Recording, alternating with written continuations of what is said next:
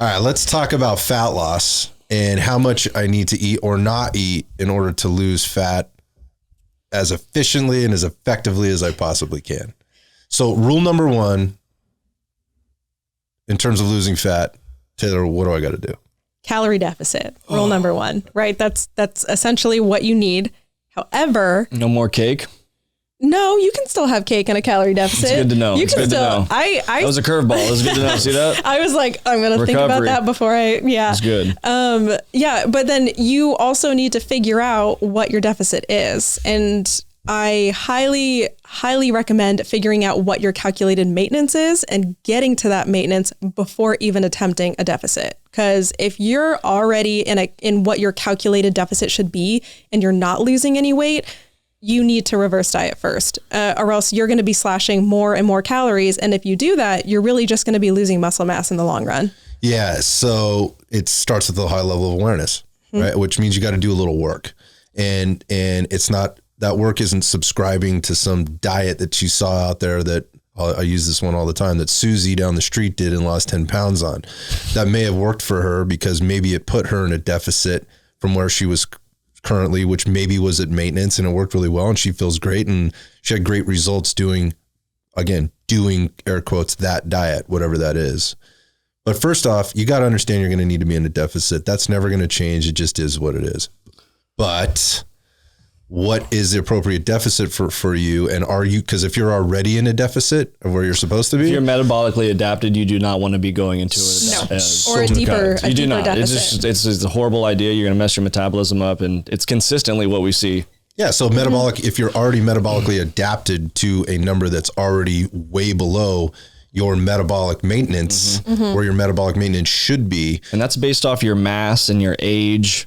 Yes. Okay. A bunch of factors that are what you are now. So just so everyone knows that these are the things that we're looking at, we're calculating, and we're coming up with a number that your body should be at, right? Yes. But it can regulate, like if you're eating 500 calories less, right? That's where your maintenance is now, right? And understanding that and trying to get back to where you should be based on your mass and your age and everything. Yes. That's where we're trying to be. So to Taylor's point, so there's actually I think we just covered rule number 1 and 2. 1 is you have to be in a deficit. 2 is you have to be in an appropriate deficit for your personal and specific needs. What's rule number 3? Eat protein. Okay. I love that rule. Like, it's almost like this is a non-negotiable. Yeah. Right? Because you can get around it for a little while. You can mess around, you can tiptoe around the protein number for a little while, but ultimately if you want to have longer term success and you want to enjoy this process at all, at all, you need to get that protein number in line. Can you talk about that a little bit? Like expand on that a little? Yeah. So, I mean, when you're in a deficit, let's say like your metabolism isn't down or upregulated, you've been eating at maintenance for a little bit, you're ready to go into a deficit. Knowing exactly how much protein you should be eating, and knowing exactly how many calories you should be eating are the 2 most important pieces.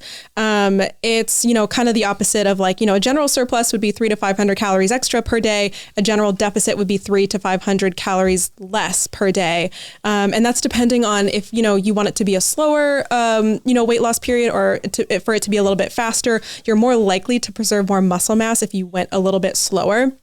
So generally I'll put like on the one-on-one coaching program, I'll put people like 300 to 400 under maintenance just to kind of see how they do in the very beginning, double check on their muscle mass. Do we need to slow it down? Can we, keep it here, speed it up, all that good stuff. But you got your finger on the pulse in the one-on-one situation, right? So you can toggle and twist the dials if necessary. Okay, got it. Yeah, these are people that I'm working super closely with.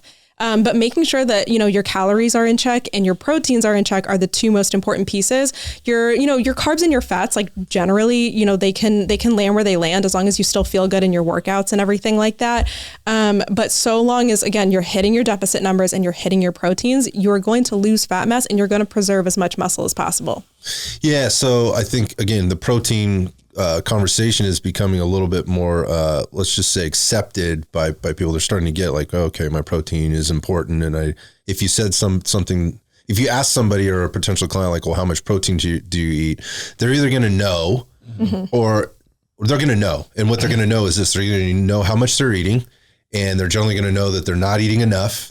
and they're going to say something about to that effect. Like, I know I need to probably be eating more protein. It's not usually probably, it's You definitely should. You definitely need to be eating more protein. And then that's a challenge for people. I mean, what's the deal with that? Like, it's so hard. Yeah. Why is it hard? Like, because I think I know the answers for me and for a lot of other people, but I'm curious as what you're hearing out there. Like, why is it so hard for people to do this? Well, I think one of like two of the biggest reasons is like Jeff said, it's super filling, right? So just measuring out all of the steak, all the chicken, the pork, the eggs that you have to eat throughout the day, like, it's like, oh my God, like, I can't take another bite of freaking chicken, you know? The other one is then, people, when it comes to getting more protein in, they start going for the processed proteins, and they start going for, the whey protein, and which whey protein's not bad. It's when you start, drinking like 3 or 4 scoops of it per day, or going for the protein bars that end up having a bunch of sugar and a bunch of extra carbs and fats in them anyways. And then they don't see a difference in, well, I've increased my proteins and I'm not seeing a difference. I'm actually gaining weight. And it's like, well, okay, what is coming with those proteins? Are you eating lean proteins, or are you putting yourself in a surplus because of all the other junk that starts to come with the processed proteins that you're eating, and you're not eating enough real whole food protein? Yeah. And so what I equate that to is just the convenience of it, because any of your well put together proteins are going to take preparation. For sure. They don't keep.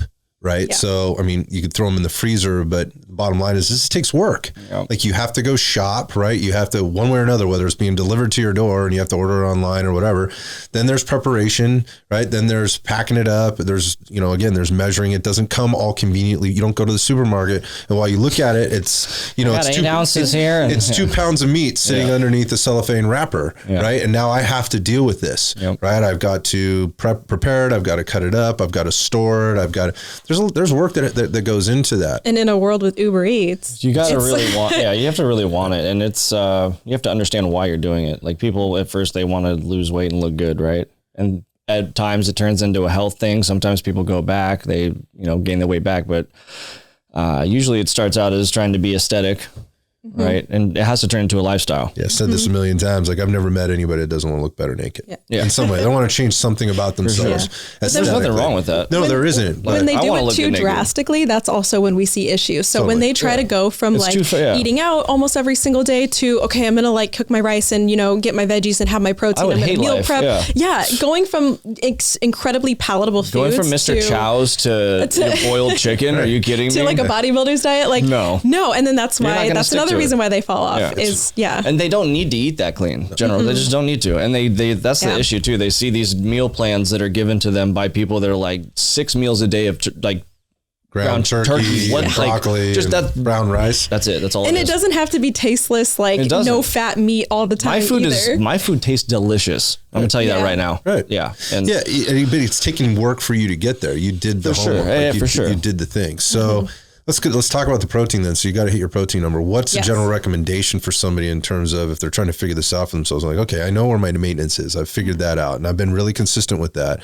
And I'm looking to go into a deficit now. I'm going to try and dial this back. I'm going to go real conservative. I'm only going to go 250 calories down into a deficit because I don't want to feel miserable, and I feel like I can manage that. And geez, I mean, I'm getting that like 3 nights a week in my 2 glasses of wine. If I just cut that out, I'm in my 250 calorie deficit, but I'm not hitting my protein.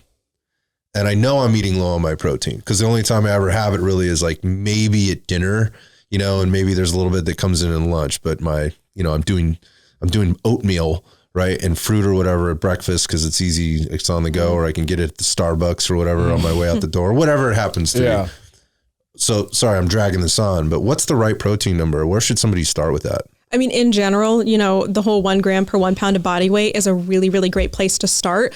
If that person is like severely under eating on protein, like they're only eating about half their body weight in protein, I would start generally, depending on the size of the person, 30% tends to be lower than the 1 pound per, 1 gram per 1 pound. 0.7 area. So it kind of slowly works their way up because again, protein is super filling. And if you have them double their protein overnight, they're going to be sick. Yeah. So and that's another thing I think we're seeing with the people are so sick. They jump up extremely quick.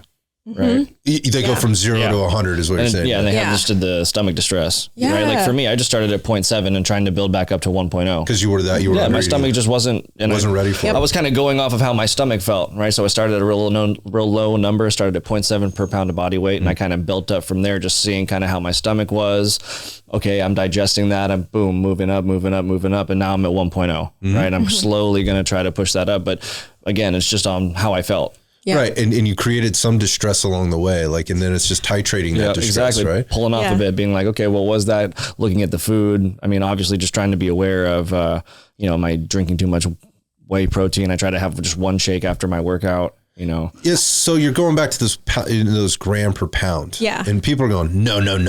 It's 1 gram per kilogram. And oh, hell no. Can we just clear this up? It's not enough. It's not really. And especially when it comes to the more protein that you eat, I mean, again, we've proven that it's not bad for your kidneys to eat more protein. The more protein that you eat, the better it is for maintaining muscle mass, even gaining muscle mass. And then also how much easier it is to eat less of the other stuff. If you're so full off the protein, you're going to eat less of the carbs and the fats throughout the rest of the day. If the goal is fat loss and you need to be in a deficit, that's to your advantage. Yes. And the other thing I want to add here is that what I just said is 1 gram per kilogram is not enough. It's not enough if you're putting yourself in a deficit, right? It's not enough. Now, will we survive on 1 gram per kilogram? 1,000%. Yeah, the body going to figure out, Survival, especially if you're putting in the calories coming from other things. Yeah. But if your goal is to maintain a healthy body fat percentage, be active, recover well, right? Sleep well, have your brain function. Great brain function, gut function, hormonal function, all of these types of things. It's all protein. Like we know that 1 gram per kilogram is basically for survival. Yes. Yes. That's So It's to survive, not to thrive. You could maintain your muscle mass even with, I believe it's 2 grams per kilogram of lean body mass. Like that's kind of like the minimum amount to maintain what you already have. But again, it benefits you to eat closer to your body weight in pounds when you are in that deficit. And the other factor that we have to consider is age, because the older that you get, the less sensitive your body is to amino acids. So you need to be eating 1 gram per pound, 1.1 gram per pound. And that with every decade that changes, that increases a little bit more. And so that's another thing, like you said, it's we calculate everything based on your age, your height, your weight. But the age when it comes to protein is the priority. That's the most important thing. When I'm calculating protein for somebody, I take into account their age as well. And when you're looking at people dying, no one's dying from protein kidney failure. People are dying from fucking dialysis and insulin. People should be worried about that. People that are worried about overeating protein, it's a ridiculous worry in my opinion. I think if you don't see centers for protein, kidney failure places, you see DaVita dialysis centers for carbs, right? And overeating of highly processed and highly palatable foods, right? If you go back to just full, whole natural foods, you can't overeat it. I'm sorry. I can't. Yes. I'm trying. And that's because people are not eating enough protein. They're not eating enough fiber. They're eating too much sugar and they're not drinking water. And those are the 4 factors that I generally give people in the very beginning. Right off the gate. They don't even have to track. If they just take the recommendations for those 4 factors, we see progress Big within the changes. first 2 months. And people are so happy. Yes. And that's kind of the downside to when I have a consult with somebody and I give them that information, I'm like, okay, take it, run with it, see how it goes. And it takes a while before they're like, hey, this is working for me. Okay, now I need a coach to help me, observe a little bit more. And because that's literally the 4 main things that if you just start tracking those things, put those in line, you will start seeing the results that you want to see, in the very beginning before you even track a single, calorie, whatever that's going into your mouth. Yeah, these are basic things. And again, I think people might get frustrated with this. Come on, though. But what else? No, stop that shit. There is no what else yet. Yeah. There could be what else, but we haven't gotten there yet because you're not doing your 4 basics. I do want to ask you and talk a little bit about the caveat to the 1 gram per pound of body weight and when that doesn't work. When is that not a good idea? Yeah.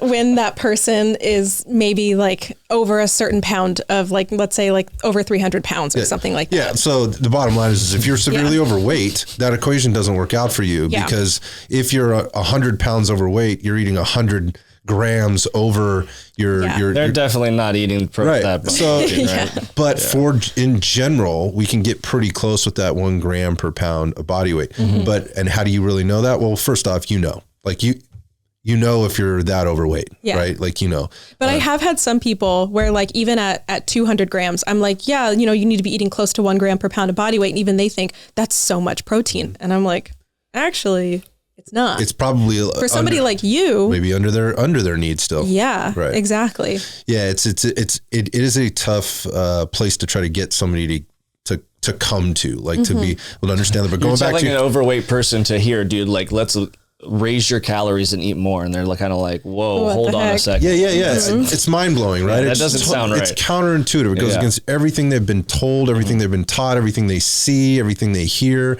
It just doesn't make good sense. Like it's counterintuitive.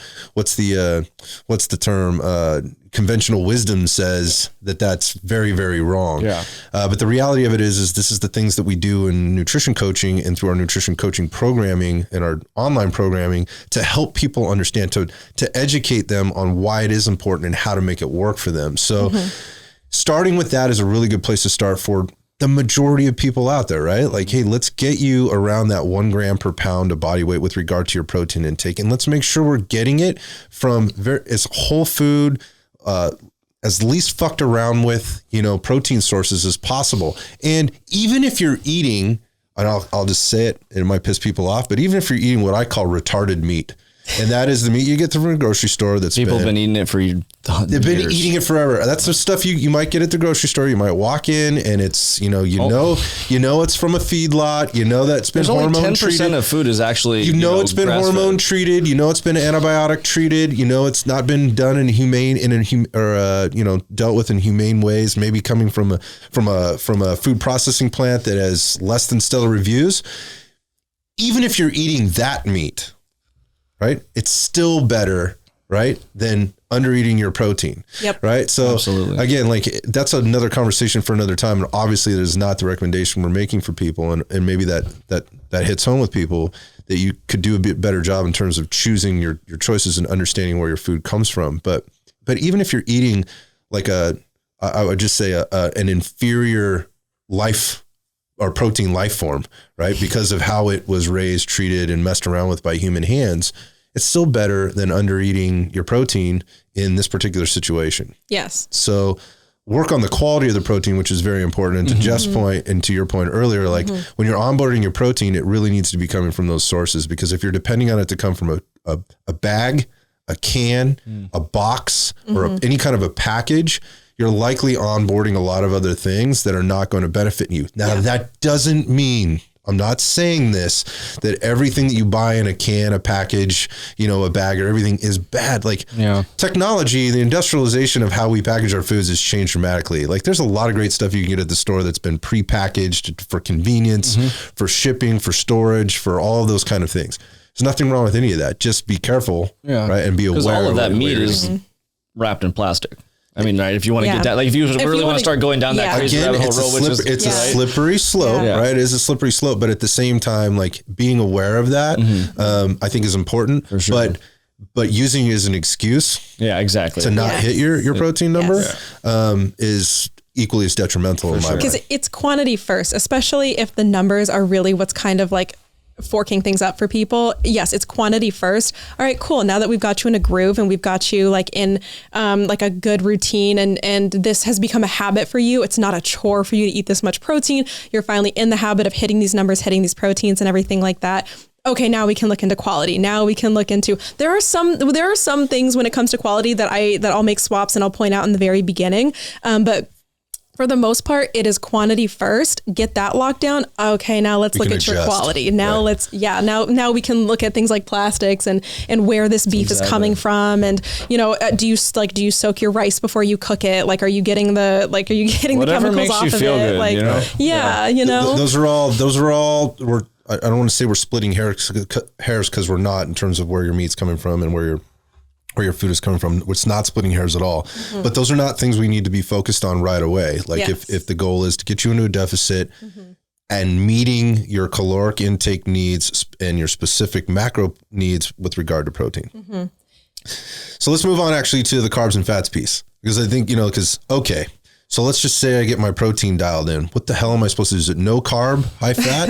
Is it low fat, high carb? Is it medium carbs, sometimes carbs? Is it carbs 2 days a week and no other days a week? What the fuck am I supposed to do with my carbohydrate? So I give that to people. I allow people to play with that a little bit themselves. And this is kind of what helps bring that balance piece to it, because yes, you can still eat cake in a deficit. Yes, you can still have fattier meats in a deficit and everything like that. But we know, number one, that carbohydrates are very important when it comes to maintaining the muscle mass. So you do want to be getting a decent amount of carbohydrates, but you also don't want to be going mentally insane. So, there might be some days where your fats are a little bit up.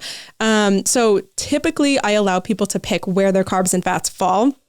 Because again, like I said, as long as you're in a deficit and you're hitting your proteins, you're doing your workouts, you're going to lose fat no matter what. Right. I might just have some people that will come in and they're like, well, my workouts are really sucking. And then I look at their food logs and they're eating a lot of fat and maybe 80 grams of carbs throughout the day. And I'm like, let's increase the carbs. Let's trade some fats for carbs. Right. But this is also advice for average Joe off the street. Right. Somebody who's a bodybuilder, it's going to be way more dialed in. For sure. But for somebody who's coming off the street and I want to make this deficit as easily as possible for them, that's typically what I start with. And then once we start to see problems is when I'm like, okay, let's focus in on where our carbs and fats are landing. But yeah, in general, for the most part, it's not the biggest piece and it's not going to be a hindering factor in the long run. Yeah. So going back to the fats and the carbs, you mentioned something when we talked about how much do I need to eat in order to gain muscle, and the other talk that we did. You talked about calorie cycling, and this is one of those times where we may be struggling with the deficit, right? With regard to the fat and the carbohydrate. And some days you might go a little higher fat and a little lower carb. And some days you might go a little lower carb and a little higher fat. And you can play with that throughout the week, and you can manage it around your lifestyle and the things that you may be doing and the places you like to go to eat, or the social situation that you're going to be in. And I find that to be a very comfortable way to eat, because a lot of things in my life are standardized. For sure. And again, the weekend being one of those times is probably the least standardized, right? I've got freedoms or flexibilities. If I'm working a different shift than obviously my weekend's a Tuesday, Wednesday instead of a Saturday, Sunday.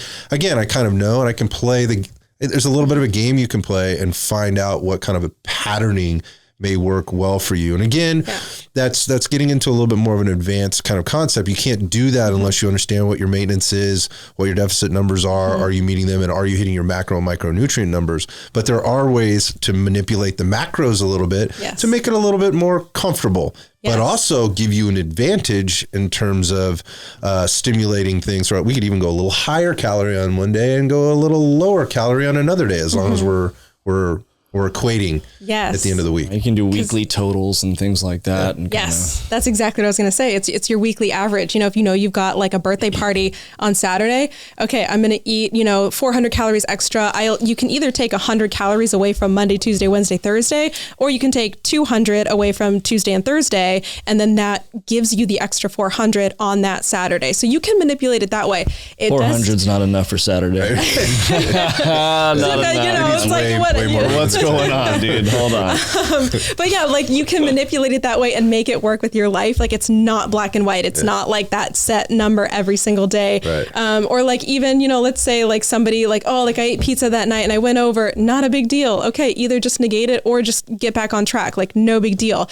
The other form of calorie cycling that there is when it comes to diet breaks. So just kind of giving yourself a break and giving your body a break too, because being in a deficit for too long is stressful on the body, right? And we want to decrease stress as much as possible, because stress and sleep are also very key when it comes to fat loss. And that in that, case, for example, somebody could put themselves in a deficit for 6 to 8 weeks and then give themselves a 1 to 2 week break, right? So then this way they could plan it around a vacation, right? They know they're going to Hawaii this week. Okay, cool. I'm in a deficit for 8 weeks. Go on this trip, take a little diet break, have some fun in Hawaii, whatever, come back and get right back into it. And it helps resensitize your body to the deficit. Because if you just keep yourself in a deficit, you're just going to downregulate your metabolism and you become less sensitive to that deficit number. Put yourself on a diet break, calculate whatever your new maintenance is at the end of that 8 week deficit, eat at maintenance, or a surplus if you want to, do that, make it fancy, and then get right back into the deficit if you still have some more fat to lose. Right. I think there's the benefits that you get by taking those breaks, and there's also the psychological component or even emotional component that comes along with that, with having that break. It's a light at the end of the tunnel for some people. But it's also like when the light sometimes comes on when they get to the end of that, and they're like, dude, I was in Mexico for a full week with my family. It was a great time. I was eating on the resort the whole time. We had some really great meals. I was drinking way too much. And you know what? I don't want to see alcohol again forever. Not because I got sick, but because I know how it makes me feel when I drink it. I don't ever want to see these high fat, high carb meals for a long time. I just want to get back. My gut's so my stomach hurts. My stomach hurts, or my energy level sucks. I'm coming back and I'm just having a really hard time finding an adjustment. I need to get back to what they'll say is I need to get back to normal. Yeah. My routine. Yes. So that becomes the normal, which is good, right? And the randomness isn't so normal anymore. So, people might be getting a little overwhelmed with you need to know this number and you want to be aware of this. Yeah, you do. It's just part of the process. And the quicker you embrace it, the faster you can get on board with it, the sooner you'll start to see the benefits of being on board with it, and you'll want to stay consistent with it because you'll feel like you have some control, right? And you can dial your own dials. And you got accountability. Now you're empowered. Yes. Yeah, now you're empowered and you're keeping yourself empowered. And the goal with nutrition coaching is not to have a nutrition coach for the rest of your life. It's to coach you through this process. Yeah. So that later on down the road, you can make those adjustments on your own. Because as a coach, you're not reinventing the wheel. All you're doing is helping the person find the pathway, right? And once they found the path, okay, now you're on the right path. You're leading the horse to water. Let's figure out the formula for you. Let me help you do that next. But you got to get on the path. Yes, because there's a science to nutrition, and I make sure that I educate all my clients in the science to nutrition, but then there's also the nuance and the flexibility that applies to you as an individual. And so then that's the other thing I try to teach them. This is the science. This is who you are as a person. How do we bring those two things together? Yes, so that you can, feel in control. And also, again, by the end of the program, I want them to feel comfortable going out into the world on their own. I want them to feel like I learned so much. And again, I have control. I can manipulate my nutrition the way that I want it to be. I don't feel stressed out because I have this vacation coming up. I'm going to plan it out. I'm going to figure out my macros. Oh, if I went under one day, not a big deal. I know exactly how to get right back on track. That's my goal as a coach. So fat loss, calorie deficit, eat your protein, get your protein straightened out, get that figured out. Very important. Do that consistently, right? And let's focus on that for a while. And then after we've done that for a while, then we'll know where we can go either direction, maybe a little up, maybe a little back, when it's a good time to take a break, how to plan that break with things that are coming up, and learn what works for you so that fat loss isn't this lifelong process of just being frustrated because you're never losing what you want or ever being where you want to be. And the starting and stopping is a big one too. Like the metabolism's a hard drive. It's like a computer. It remembers. That's the reason why we tell people to stay on it for 6 months to a year of trying to find your maintenance, because it needs to remember what you're doing, right? It remembers all of this yo-yo dieting, right? So it's like, hold on, dude. I don't really know what you're doing. So I'm going to kind of it's interesting. Protect myself for a little bit. Yeah. So then you start eating maintenance for a while. It's like, okay, he's been doing this for a while. This is my new program. Yeah, we just stay on pace, and then we have a platform to work from then. Yes. So get on the path first, right? And then we can figure out the formula. Yeah. Routine path.